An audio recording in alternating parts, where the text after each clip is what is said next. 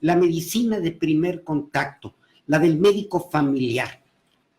Qué mejor que hablar de todo ello con nuestro invitado de lujo, que es el doctor Jesús Joaquín Cruz Muñoz, médico especialista en medicina familiar, con más de 36 años de experiencia. Doctor, muchísimas gracias por haber aceptado la invitación. Muchas gracias por habernos invitado a este programa Radio Yucatán y gracias por poder dirigirme a todo el público que nos acompaña en los diferentes medios de comunicación. Muy buenas tardes.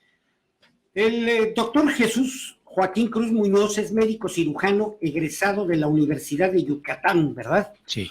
Especialista en medicina familiar por el Instituto Mexicano del Seguro Social. Él fue director de la Secretaría de Salud en Progreso, en la Jurisdicción 1, y es expresidente de la Sociedad Médica de Progreso y actualmente consejero de la misma. Sí. Actualmente ejerce la medicina privada en la ciudad y Puerto de Progreso, y pues es un doble gusto el que nos visite desde allá, desde el Progreso, hasta acá en Mérida. Muchísimas gracias. Qué bueno, gracias. Doctor, a lo largo de estos 36 años, ¿cuántas cosas no habrá visto usted en las consultas? ¿Cuántas situaciones no habrá sido usted testigo? Pues realmente de muchísimas, ¿no? Ya son prácticamente ya 37 años que llevamos de práctica médica en diferentes lugares, pero en los últimos años nos hemos dedicado más a la medicina general y la medicina familiar. Realmente sí me gustaría señalar que en la invitación para este programa se señala atinadamente lo que representa esta medicina general y medicina familiar, ya que nos permite acompañar a los pacientes y a las familias de estos pacientes prácticamente desde el nacimiento, durante todas las etapas de la vida, hasta la senectud. Así es. Y muchas veces, al momento, como nos toca a nosotros, los médicos de cabecera, como se les llama, al momento de dejar esta vida. Nos permite a los que ya llevamos algún buen tiempo en esto, ¿sí?, poder atender los más diversos padecimientos, pues ahora sí que en varias generaciones de muchas familias. Nos toca atender a los hijos de los bebés que recibimos, ¿sí? Y ahorita ya estamos empezando a recibir a los hijos de esos hijos. O sea, son muchas generaciones que nos toca atender. Pero esto, independientemente del valor que por sí mismo tiene, desde el punto de vista médico, debe de ser muy valioso, muy importante, toda esa gran cantidad de conocimiento sobre las familias, sobre los hábitos, sobre el tipo de padecimientos, sobre aquellas circunstancias, aquellos factores que pueden incidir en la salud o en la enfermedad de las personas. ¿No es así? Sí, y aquí sí, como usted lo señala, como usted lo dice, vale la pena mencionar que la medicina familiar y la medicina general, la medicina de primer contacto, y muy atinadamente, todavía hasta la fecha, como se le llama, médicos de cabecera, se enfrentan a la más diversa gama de padecimientos que uno se pueda imaginar. Y que, como se señala, en muchas ocasiones somos nosotros el primer contacto de un paciente con un profesional de la salud. Así es. Por ello es esencial que pues estos médicos que estamos en la primera trinchera, como se le llamaría, estemos pues bien actualizados, que sepamos muy bien lo que estamos haciendo para poder dar una buena atención a los pacientes. La frontera entre la medicina, la ciencia médica, todo lo que son las instituciones de salud, los médicos y las personas, la comunidad, ¿verdad? Definitivo. Es en esa frontera, el primer contacto. Es el primer contacto. Y pues también señalar que después de tantos años de estar ejerciendo la medicina,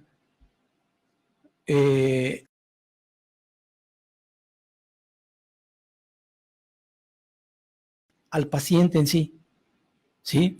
Sino conocer también el entorno en el que se desenvuelve. Claro. Saber los roles que juegan diferentes personas en su propia familia, ¿sí? ¿Quién es el que toma las decisiones? ¿Quién es el que apoya? ¿Quién es el que no apoya? En fin, conocer a todos prácticamente, a casi todos los elementos de una familia, y de esta manera inclusive poder apoyarlos cuando se necesita decidir en algo tan importante como es la salud.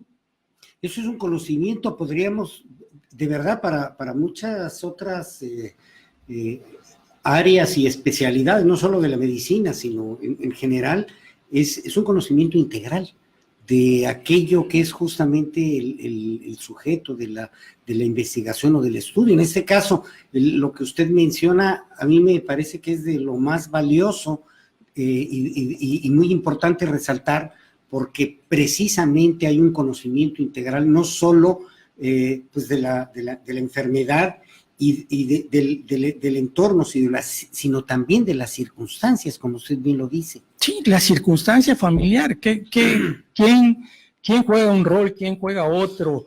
¿A quién nos vamos a dirigir? Por ejemplo, cuando un paciente tiene un padecimiento verdaderamente serio, ya hay que trasladarlo, hay que enviarlo. Nosotros podemos en algún momento, y los que conocemos realmente a la familia, poder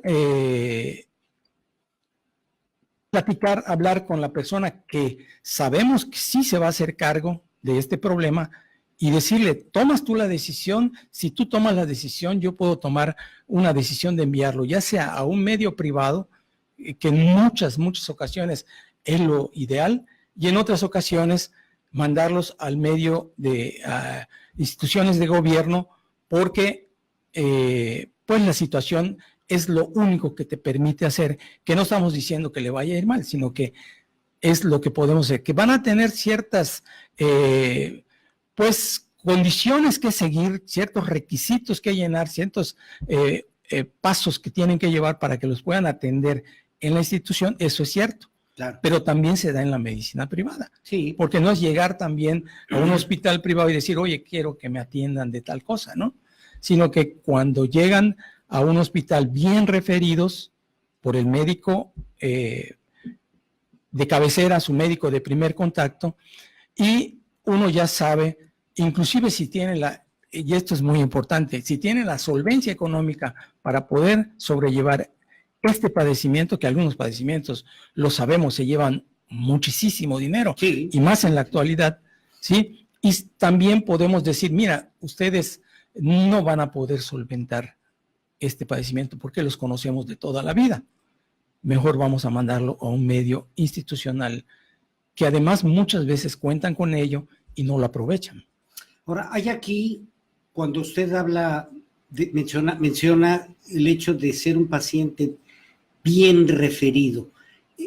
Creo que el hecho de que la consulta de primer contacto, todo el historial, todo el conocimiento, toda esta información que el médico de primer contacto puede aportar ya cuando va referido a una especialidad, esto bien hecho indudablemente tiene un valor enorme en términos de tiempo que se gana, porque en muchos padecimientos, aquí nos lo han dicho los especialistas, el tiempo juega un papel fundamental. Definitivamente. Aquí sí es importante señalar una cosa. Con diferencia a algunos otros médicos, médicos que se dedican a otras especialidades, en la mayoría de los casos, en la medicina de primer contacto, el médico general, el médico familiar, cuando tocan a la puerta, en el 99% de los casos, no sabes que va a entrar. Así es. Es algo nuevo, algo diferente, que desde el primer momento tú tienes que hacerte una idea de qué es lo que está pasando, ¿sí? Y en base a una buena investigación, una buena semiología, hacer un buen interrogatorio, un buen examen físico, tomarse el tiempo necesario para platicar, para saber, para que te digan qué es lo que está pasando, sin corretearlo, sin hacer las cosas a la ligera, podemos llegar en ocasiones a diagnósticos que pudieran ser lo más acertados posible, y cuando los referimos a donde deban de ir. Ejemplos de esto sería, por ejemplo, cuando un paciente llega con una bronconeumonía, ¿sí? Que nosotros detectamos que hay una bronconeumonía, hay una probable neumonía o simplemente una bronquitis, pues lógicamente, si ya, y normalmente que llegan después de haber visitado ya una o dos instituciones o uno o dos médicos particulares, ¿sí? Que podemos nosotros ya tener una idea precisa de qué está sucediendo. Y si tenemos al alcance los medios los estudios necesarios para poder llegar a un diagnóstico, cuando este paciente llega con el médico especialista, en este caso de una bronconeumonía o una bronquitis, sería un neumólogo precisamente, ya se les facilita mucho las cosas. Claro. ¿Sí? ¿Por qué? Porque ya van precisamente para que se les dé la atención especializada. ¿Sí? Estamos hablando de que es un trabajo en equipo.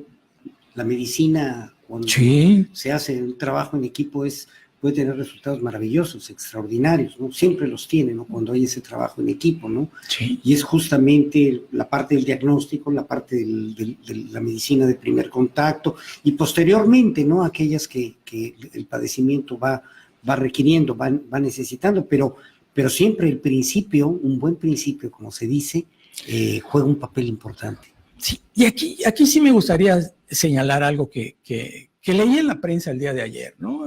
Sí. De un médico que ya tiene 48 años ejerciendo la medicina.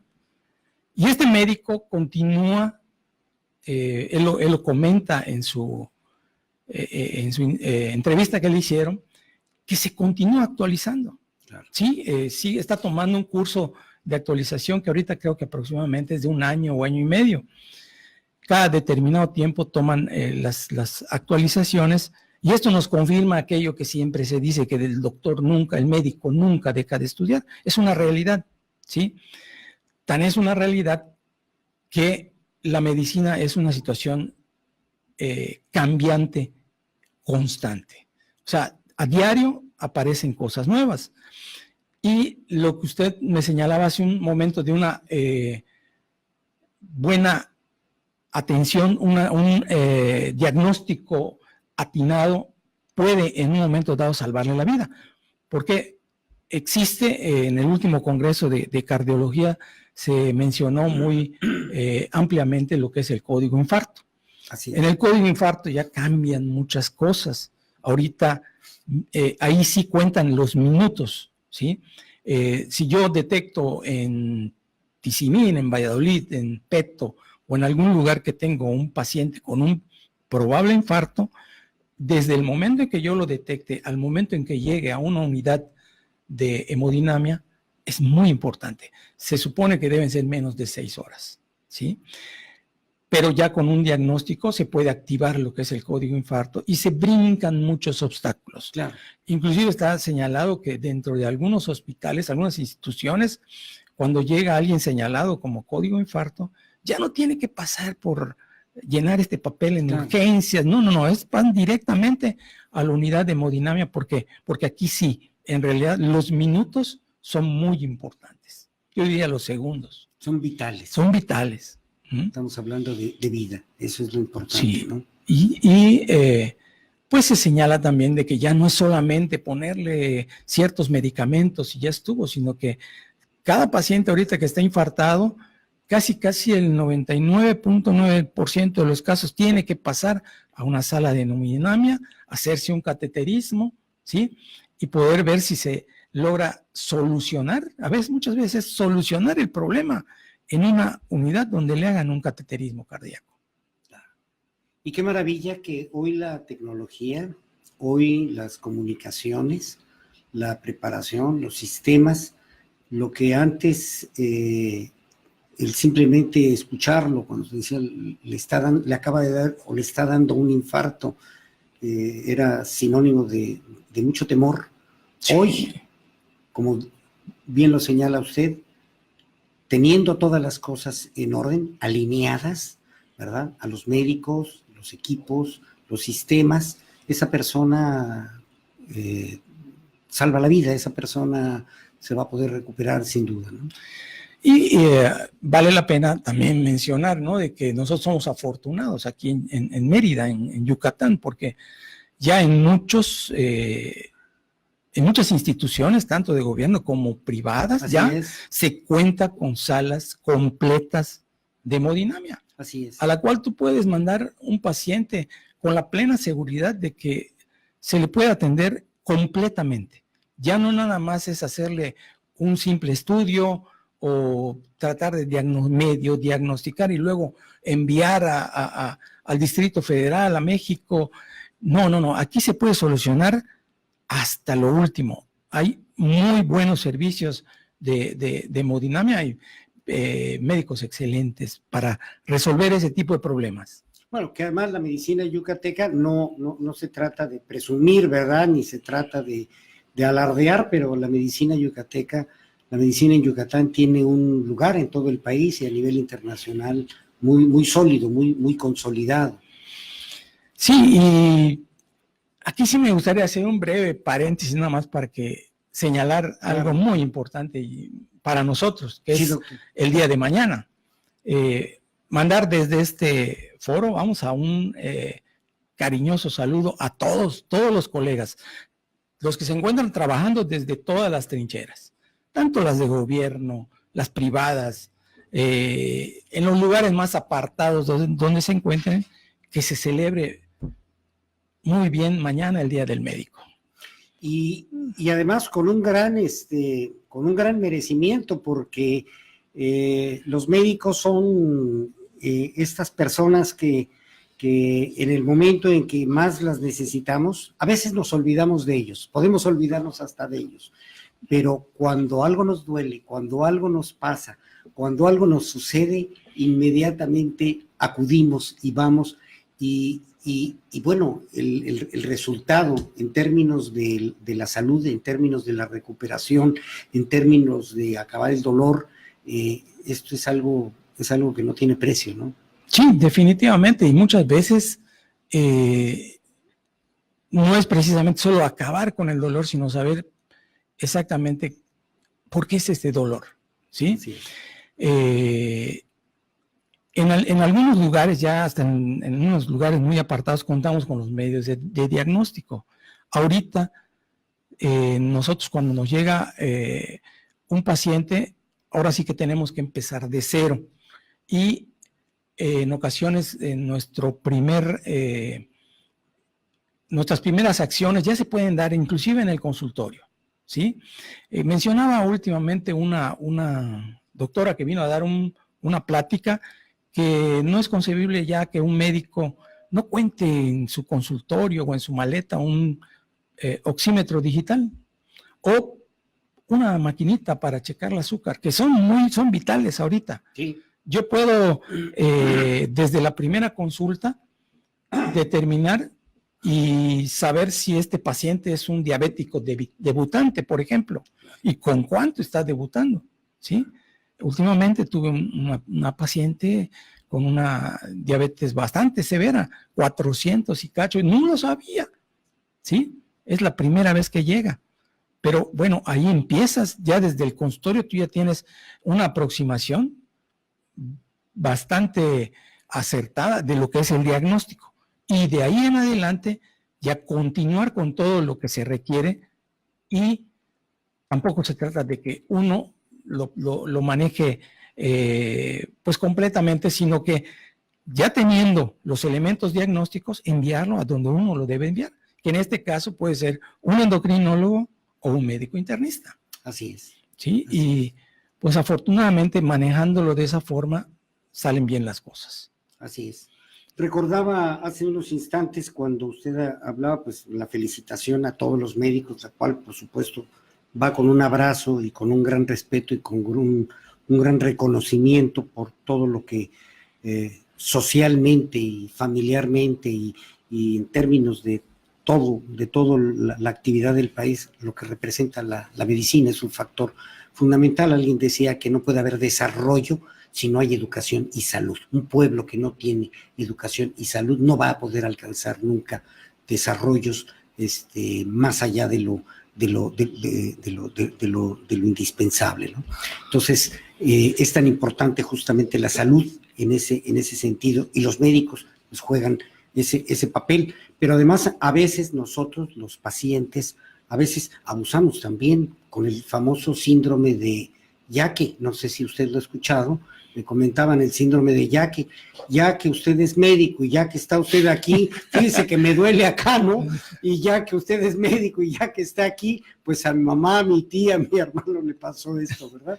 Y entonces, bueno, pues a veces cada vez que vemos un médico no caemos en la tentación de preguntarle siempre, ¿no? Y de consultarlo, ¿no? Sí, y es válido muchas veces, porque a veces en una reunión, en una plática, en un almuerzo o algo así, algún compañero que no es médico y que no tiene nada que ver con la medicina, de repente, oye, ya que tú eres médico, sí, fíjate que estoy orinando mucho y me da mucha sed, ¿no? Ay, pues, ¿sabes qué? Puedes tener diabetes. Claro, pues, y a veces ese indicador dicho y escuchado por alguien que sabe, pues puede ser la diferencia de muchas cosas. Exactamente. Y ahí sí es válido, ¿sí? Nosotros nos enfrentamos como médicos generales, como médicos familiares de primer contacto, a muy diversas patologías. Aquí veíamos un poquito las preguntas, hay de todo. Ahora sí que es una variedad inmensa. Dice, pregunta, ¿la humedad de la costa puede provocar problemas respiratorios? ¿Qué comer o tomar para prevenir infecciones respiratorias? Bueno, realmente la humedad sí está demostrado que puede afectar, sobre todo, básicamente en dos áreas. Una de ellas son, pues lógicamente, las enfermedades respiratorias. El número de problemas respiratorios, llámese gripas comunes, hasta bronquitis, neumonías, etcétera, cuando es la temporada de mayor humedad, se van en incremento, ¿sí? Eso lo hemos vivido durante muchos años. También en otras temporadas, cuando es el cambio, cuando entra la primavera, los pólenes que se desprenden es otro tipo de cambio, pero en lo que respecta a la humedad sí influye en dos aspectos muy importantes. Uno es en las enfermedades respiratorias que sí definitivamente se incrementan, una de ellas muy importante que es el asma, ¿sí? Y la otra, el otro padecimiento que también repercute, en el cual repercute mucho el grado de humedad que pudiéramos en un momento dado tener, es en las enfermedades reumáticas o en las enfermedades articulares. Ahí sabemos que algunos pacientes te dicen que ya parezco el servicio meteorológico, ¿verdad? Porque ya sé cuándo la humedad me está diciendo a mí que viene un norte o que va a cambiar el tiempo, que va a llover. Las rodillas, ¿verdad? Las rodillas, todo, las manos, etcétera. Son básicamente en estos dos tipos de padecimientos donde más incide, ¿sí? Bien, y pregunta también, la segunda pregunta, ¿qué comer o tomar para prevenir infecciones respiratorias? Bueno, un poco es... nutricional, definitivamente la vitamina C, comer alimentos, verduras, frutas, etcétera, que contengan vitamina C, esto ayuda a que nuestro organismo tenga una mayor protección contra este tipo de padecimientos. Y, lógicamente, la alimentación completamente, el plato del buen comer, o el comer adecuadamente, nos va a ayudar siempre a resistir mejor este tipo de padecimientos. Los que mayor valor se pudiera decir que tienen son las frutas, las verduras, y algunas frutas secas se han mencionado también por allá, y evitar lo que son pues alimentos chatarras, alimentos que no proporcionan ningún tipo de aporte al sistema inmunológico, y si por el contrario pudieran deteriorar ese sistema inmunológico. Y que casi siempre hacen daño para todo. Para todo. Para una todo, cantidad sí, enorme de padecimientos y de enfermedades. Sí. Los alimentos chatarra siempre aparecen como nocivos, ¿verdad? Carmen Pech Tun de Chelem, cerquita allá de Progreso. Cerquita. ¿Es comisaría o es? Es comisaría de Progreso. Bueno, sí. Es Progreso, mire. ¿Es cierto que el vinagre de manzana cura las quemaduras de sol en la piel o es un mito? Es un mito. Es un mito, ¿no? No, es al contrario. La probabilidad de que se incremente o la probabilidad de que pues es una quemadura y le va a poner algo que tiene, normalmente la mayoría de estos productos están preparados con ácido acético. Sí, y eso va a incrementar la quemadura. Lo mejor es poner paños frescos, algún tipo de crema especial, ¿sí?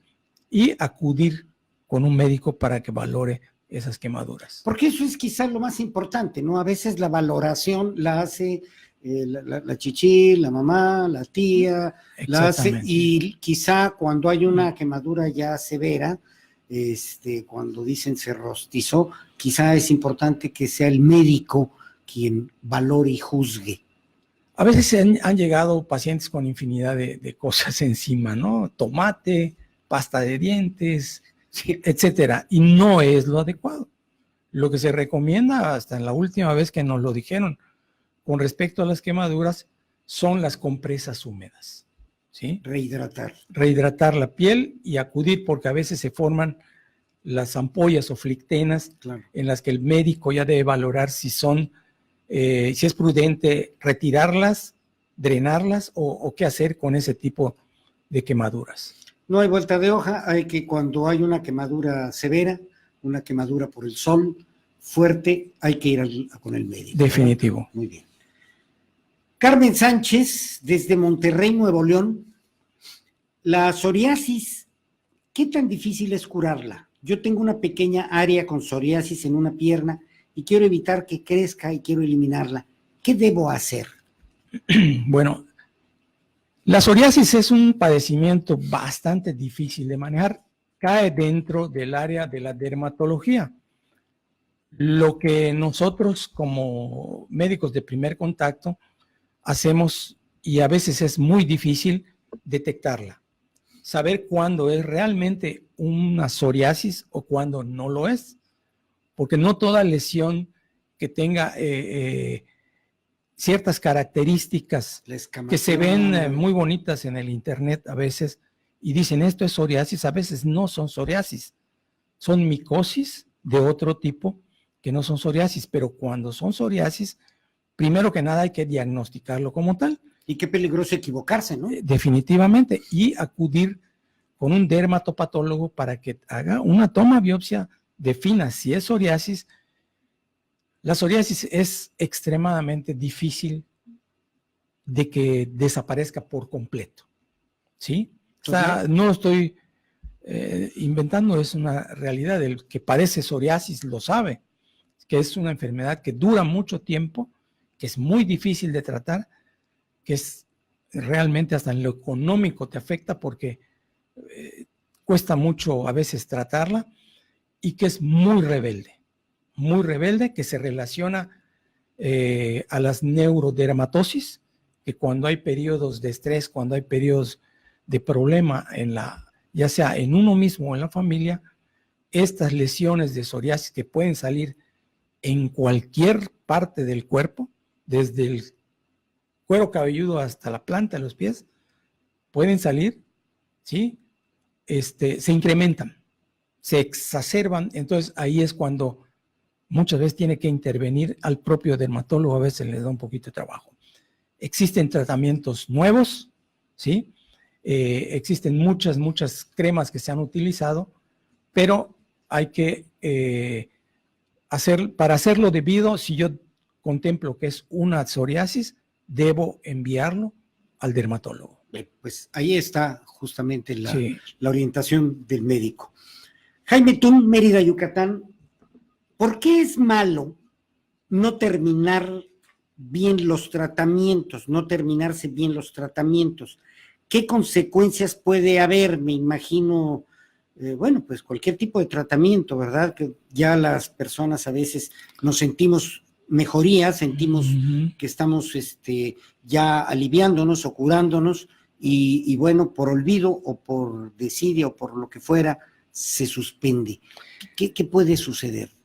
Aquí hay dos aspectos, ¿sí? Uno de ellos, puede haber alguno más, pero hay dos aspectos muy importantes.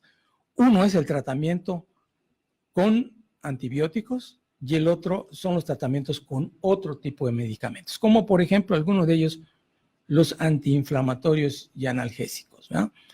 Cuando es un tratamiento para un problema de tipo doloroso, inflamatorio, si yo después de tomar 2 días, 3 días, un tratamiento que me indicaron que debe ser para 7 días, yo lo suspendo, ¿sí? Porque ya me siento bien, puede ser que a los 3, 4 días el padecimiento regrese y regrese de una forma más importante o pueda yo lastimarme, como es el caso, por ejemplo, en codos, rodillas, tobillos, producirme una lesión mucho mayor. Ese es en cuanto a este tipo de medicamentos. Ahora, en cuanto al tipo de padecimientos que utilizan antibióticos, la causa primordial de no terminar o el efecto primordial que no es bueno de no terminar un tratamiento con antibióticos es la resistencia que se puede hacer. Yo puedo iniciar un tratamiento y ahorita se está promoviendo que se utilice los antibióticos cuando deban de utilizarse y el tiempo necesario. Porque normalmente nos dicen, bueno, te vas a tomar el antibiótico durante 7 días mínimo. Lo tomo 3 días y me siento bien, si lo dejo de tomar, ¿sí? ¿Qué va a pasar? El sistema inmunológico, ¿sí? Va a hacer ciertas resistencias a ese tipo de antibiótico. Cuando yo lo quiera utilizar nuevamente, ese antibiótico ya no va a tener la misma efectividad que tiene como si yo no lo hubiese tomado. Esos son, en esencia, la respuesta a esa pregunta. Muy bien. Estoy considerando, doctor, solicitarle que pudiéramos hacer un segundo programa, porque tenemos todavía muchas preguntas, sí. Muchos temas en el tintero, como se dice popularmente, y creo que vale la pena para una especialidad como esta, que es la de la medicina familiar, el hecho de que pudiéramos retomarlo más adelante. Nos quedan todavía algunos cuantos minutos, pero creo que sí es probable que nos tengamos que ir, si usted no lo permite. Claro que sí, nos favorece. Claro que sí, con mucho gusto. Un segundo programa. ¿Cuáles son las principales enfermedades de la temporada de diciembre y cómo prevenirlas? Carmeluz López Méndez, de Valladolid, Yucatán. Bueno, las principales, como ya lo habíamos mencionado, es donde estamos en invierno, ¿verdad?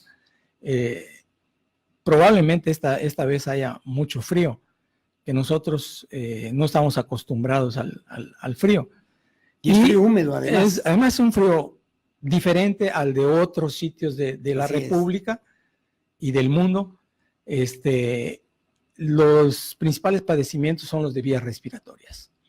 Desde una simple gripa, las alergias, el asma sobre todo, y algunos que son muy importantes como son las neumonías. Gente mayor corren riesgos de presentar problemas de neumonía. Nosotros en Progreso recibimos muchos canadienses para esa época que vienen a vivir todo el invierno acá, se regresan después a su país y en muchos casos hemos visto cuadros de neumonía en ellos. Algunos vienen ya con neumonía porque el clima de allá es pues bastante extremo. También, sí. Bien, y pues la prevención es... La prevención es tener los cuidados suficientes, o sea, evitar los cambios bruscos de temperatura es básico, ¿no? Eso es lo que genera. Exactamente, sí. Por ejemplo, no me voy a estar bañando en una piscina en esas fechas a menos que las condiciones climáticas lo permitan. Tenemos, se ha mencionado que aquí nosotros solamente tenemos 2 estaciones, la del tren y la del calor. Y la del calor. Así es. Muchas veces nos ha tocado un 24, un 25 de diciembre en Progreso, que la gente se está bañando en el mar, claro, sin ningún problema. Calor. Pero si las condiciones climáticas lo permiten, se puede hacer. Pero si hay un norte, hay un mal tiempo que esté cursando en ese momento, pues no sería lo más prudente meterse al mar o meterse a una piscina o exponerse a cambios muy bruscos de temperatura. Bien, tenemos la siguiente pregunta de Alma Rocío Sansores, de Campeche. Es una jovencita de 16 años, nos dijo su edad. Pregunta si es verdad que para entrar a una piscina o al mar, después de comer, es necesario esperar 2 horas porque uno se puede morir. Así es, esa es la pregunta. Realmente sí suceden cosas como esta. Fisiológicamente, cuando nosotros acabamos de comer, mucha de la circulación se va hacia los intestinos para poder efectuar toda la digestión. Si hemos comido, es que hay de comidas a comidas, si hemos llevado una comida ligera, como se da en muchos lugares donde vacaciona uno, y después te metes a la piscina, no va a haber absolutamente ni al mar, porque esto se da tanto en el mar como en la piscina.